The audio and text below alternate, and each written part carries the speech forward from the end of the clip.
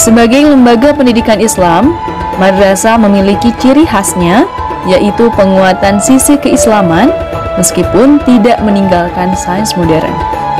Sains dan agama berjalan beriringan di madrasah. Keduanya saling mengisi ruang yang kosong.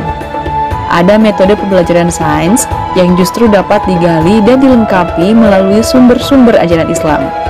Begitu pula sebaliknya. Tidak sedikit proses pembelajaran agama yang menggunakan pendekatan modern dipraktikkan juga di madrasah. Madrasah juga memiliki kurikulum berbasis asrama yang merupakan pengembangan kelanjutan dari konsep madrasah yang menerapkan pendidikan terpadu. Dengan adanya asrama-asrama madrasah, diharapkan mampu meningkatkan internalisasi nilai moralitas dan kepribadian siswa semakin kuat. Assalamualaikum warahmatullahi wabarakatuh. Apa kabar pemirsa? Jumpa lagi kita dalam program Syiar Madrasah Ramadan. Program edukatif untuk siswa-siswi madrasah di seluruh Indonesia dengan materi pembahasan mengenai baca tulis dan kandungan Al-Quran, sejarah Islam di Nusantara, pendidikan akhlak dan sains. Gimana nih adik-adik puasanya? Masih semangat kan? Meskipun segala aktivitas di luar rumah sekarang dibatasi. Namun semangat puasa dan belajar tidak boleh surut ya. Karena hari ini kita akan membahas mengenai sejarah dan perkembangan pesantren. Pesantren tentu tidak bisa dilepaskan dari sejarah pendidikan di Nusantara yang merupakan salah satu lembaga pendidikan yang sangat penting dan memiliki jasa yang sangat besar bagi bangsa Indonesia. Bisa dibilang pesantren adalah lembaga yang sudah sangat tua umurnya. Namun sampai sekarang masih tetap eksis loh, bahkan perkembangannya cukup pesat, salah satunya melalui modernisasi sistem pesantren. Dan dalam perjalanannya sampai sekarang, pesantren telah melahirkan banyak tokoh-tokoh bangsa yang berkontribusi bagi Indonesia, bahkan dunia loh. Hebat bukan? Untuk menyimak pelajaran hari ini, yaitu mengenai sejarah dan perkembangan pesantren. Simak baik-baik ya, silakan Profesor Imam. Assalamualaikum warahmatullahi wabarakatuh. Bismillahirrahmanirrahim. Alhamdulillahirabbil alamin wassalatu wassalamu ala asyrafil anbiya'i wal mursalin wa ala alihi wa ashabihi ajmain. Amma ba'du. Pemirsa, membincang pesantren atau pondok pesantren adalah sesuatu yang sangat menarik. Tidak hanya karena pondok pesantren melahirkan banyak tokoh dan alumni yang telah berjasa dan berkontribusi kepada bangsa dan negara. Akan tetapi, pendidikan model pondok pesantren diyakini akan hidup dan selalu sejalan dengan nafas zaman dalam kontribusinya kepada bangsa dan negara. Allah Subhanahu wa taala berfirman, A'udzu billahi minasyaitonir rajim. Bismillahirrahmanirrahim. Yarfa'illahu alladhina amanu minkum walladhina utul ilma darajat. Allah akan meninggikan orang-orang yang beriman di antara kamu dan orang-orang yang diberi ilmu pengetahuan beberapa derajat. Surat Al-Mujadalah ayat 11. Ayat ini menggambarkan kepada kita semua bahwa kualitas, kapasitas, ilmu pengetahuan akan sangat menentukan bagi masa depan bangsa. Karena derajat dan proyeksi ke depan amat bergantung pada orang-orang yang hebat, orang-orang yang unggul, dan orang-orang yang berilmu. Pondok pesantren misalnya, dengan dua kata yang berurutan, memiliki makna yang sama. Pesantren adalah tempat belajar para santri, sedangkan pondok berarti rumah atau tempat tinggal sederhana, terbuka, dan terbuat dari bambu awalnya. Dalam bahasa Arab berasal dari kata funduk, yang berarti asrama atau hotel. Dan banyak istilah lain yang familiar dengan makna pesantren. Misalnya daya, rangkang, atau surau, atau bahkan menuasa. Pondok pesantren diyakini adalah pendidikan yang tertua di Indonesia. Pesantren tidak bisa dilepaskan dari sejarah panjang pendidikan Nusantara. Ia merupakan lembaga pendidikan yang menjadi cikal bakal lembaga pendidikan di Indonesia. Pada awalnya, pesantren hanya fokus pada persoalan pemikiran santri atau taklim. Tetapi kemudian mengejawantah menjadi sebuah pendidikan yang fokus juga pada tarbiyah dan terutama penguatan dari sisi moral atau akhlak, spiritual dan juga kemanusiaan.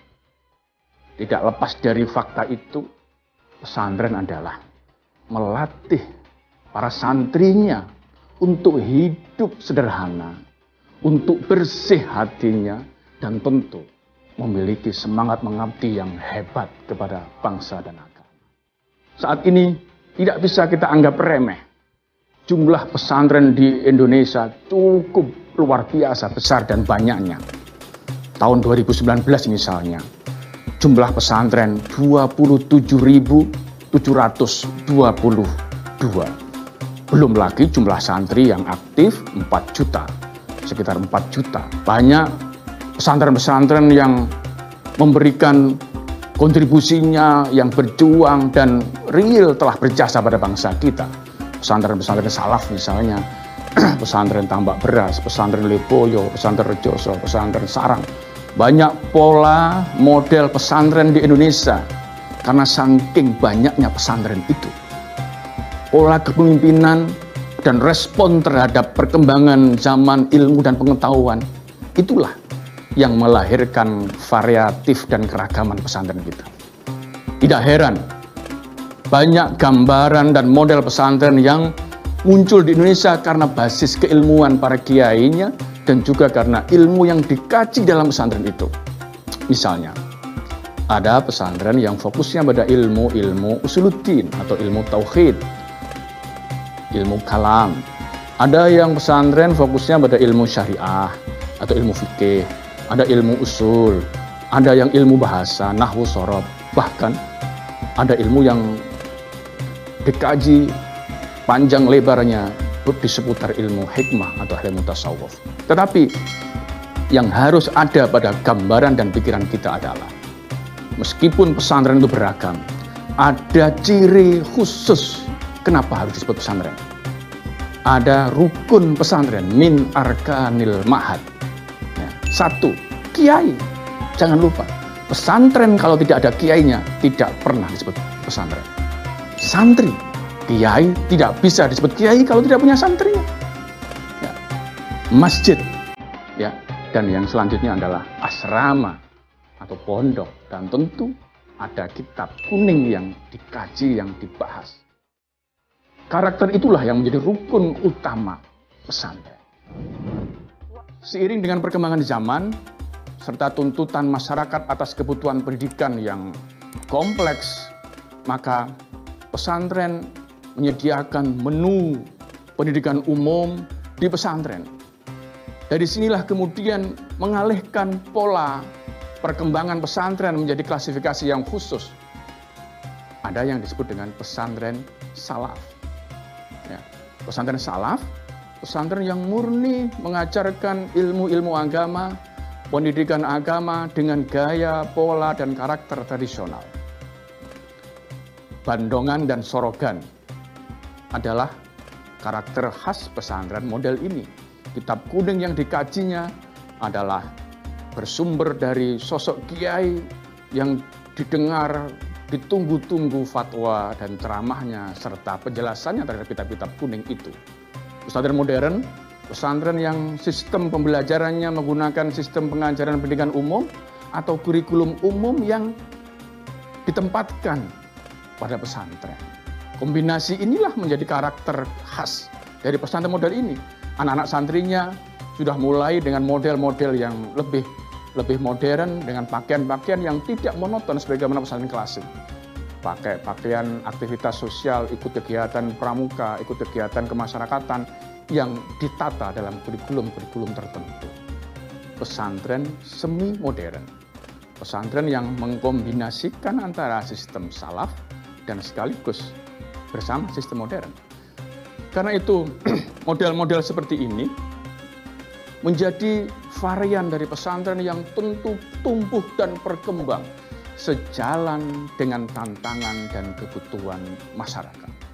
Di era sekarang dan ke depan akan banyak bermunculan pesantren-pesantren yang tematik non-keagamaan. Misalnya, pesantren teknologi, ya, pesantren pertanian, pesantren literasi, dan sebagainya.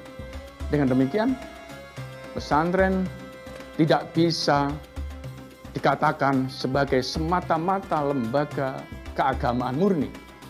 Tetapi pesantren adalah menjadi lembaga sosial kemasyarakatan, lembaga pendidikan yang hidup secara dinamis, terus merespon tuntutan dan problematika yang semakin sulit dan semakin kompleks dari tantangan masa depan bangsa.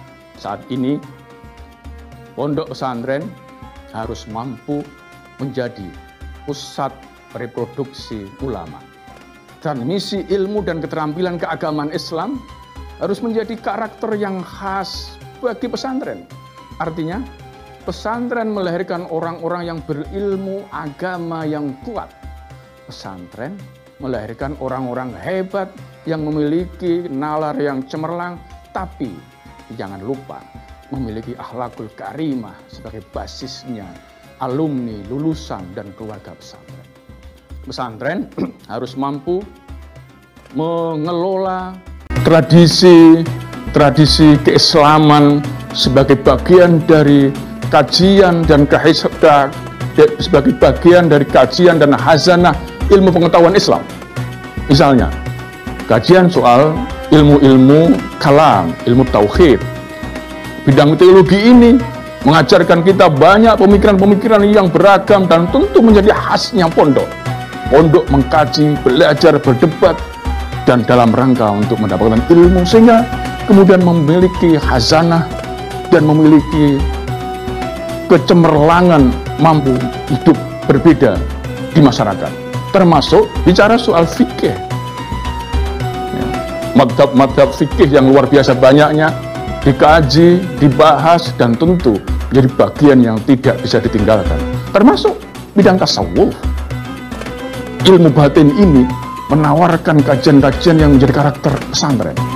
Sehingga model-model ini tentu harus menjadi gambaran menjadi Islam yang moderat, Islam yang tasamuh, Islam yang wasatiyah, Islam yang mampu hidup di tengah masyarakat dengan keberbedaan, tidak mengklaim sebagai sesuatu komunitas yang paling benar.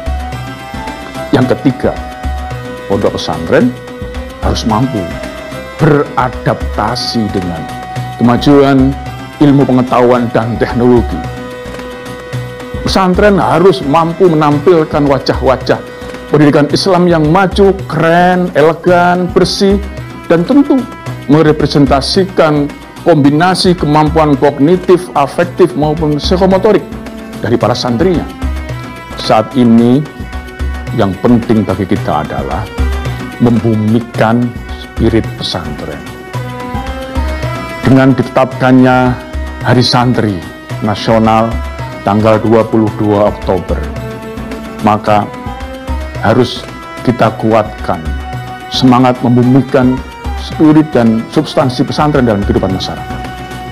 Dengan demikian, menghadapi kompleksitas hidup masa kini dan tantangan yang berat di masa depan, spirit pesantren dalam membumikan kehidupan sehari-hari menjadi penting untuk kita laksanakan.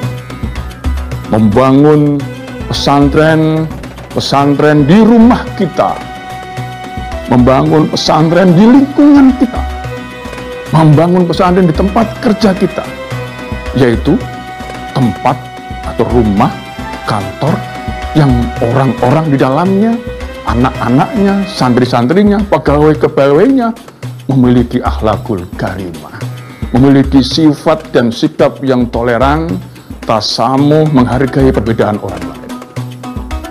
Demikian yang bisa kita jadikan inspirasi tentang sejarah dan perkembangan pesantren.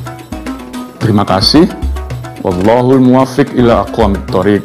Wassalamualaikum warahmatullahi wabarakatuh.